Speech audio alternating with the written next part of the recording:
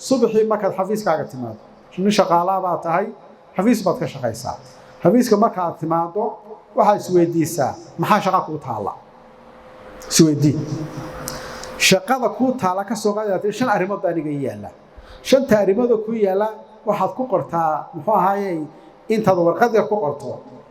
sticker yar aad ku qorto waxaad ku dhisaa gidaarkaaga hadaad board leedana boardka ku dhaji hadii kale gidaarka ku dhaji oo waxaad tiraa to do list ama waxaad uga dhigtaa to do listka maanta aan ka shaqeynayo ama weekend aan ka shaqeynayo listka sida markaad ugu dhajiso stickerkaaga su'aal labaad isweydii maxaan maanta qaban karaa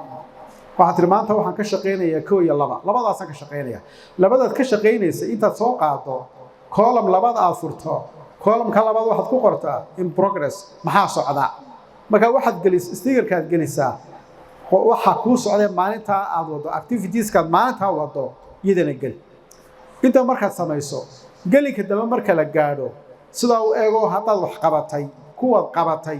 inta stickerkii ka soo jarto waxaad gelisaa column ka saddexaad ee oranaya dan shaqada waan qabto bahasha inta yare hadda aynu sheegayna waa symbol waxa dad badan ay sameeyaan laakiin isbeddelku shaqada ku keenay wad yaabaysaa sababtu maxay tahay sababtu waxa tahay bini aadamku markuu wax qorto action plan baad samaysatay action plan-kii aad samaysaad soo qado computerkaad gelis halkan uu kugu jiraa bari marka soo tooso ma arkaysid ilaa computer furto halaga maalinta labaad inaad computerkii yara eegto maalinta saddexaad action plan-ka waad eegi kartaa waad iska ilaabso wixii ka dambeeya laakiin se kan muxuu ku fiican yahay markaad qaabkan waraqaha stickerska aad u dhigto subax kasta ku hortaagay markaad sida u soo gasho shaqadaada waxaad arkaysaa to do list shaqada ku taala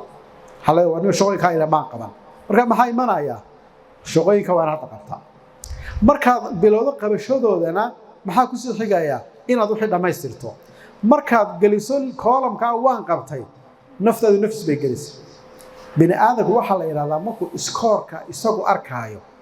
score-ka waxaad arkaysaa score-kaagii qaabka u socotay progress-kaagii baad arkaysaa markuu qofku arkaayo sidoo u horumarayo waa marka ugu badan qofku saacad raaxad dareemayo way adiga bas qiimeena uma baahnid manager ka sareeyo ninka sareeya adaa waxaad arkaysaa shalay hawshaasi ay kugu taagneed